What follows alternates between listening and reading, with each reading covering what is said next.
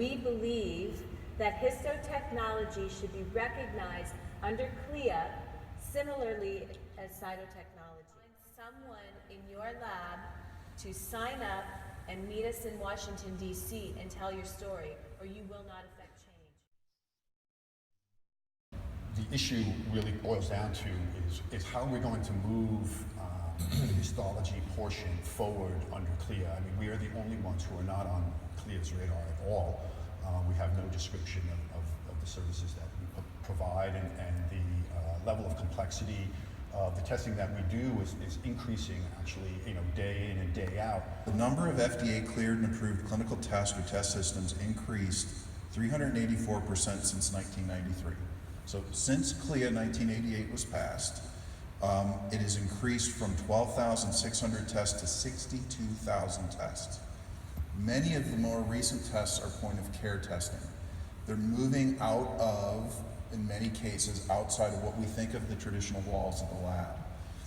And the government, which has not really changed the rules in 16 years, is not going to change the rules to describe a laboratory of today or of yesterday. They're going to try to describe a laboratory of tomorrow. And most people will say that they want to have a certified person. There's a requirement for them being employed. However, in anatomic pathology and histology, we see this tremendous drop, and I'm just going to put up the next slide. We see this big drop in the number of individuals who indicated that certification is a requisite for them to come into the laboratory. What's driving this? Can you see that? And I pointed out that the numbers of both histology and anatomic pathology, and anatomic pathology is on the bottom of the list. Yes. I think this is because we have this shortage that is happening. Jim and I met at the Board of Certification meeting, and he told me about their legislative symposium, and we didn't have a mechanism in place to really advocate on the Hill. How NSH is going to do this is by amplifying our efforts through our allies, and you see some of our allies sitting here before you.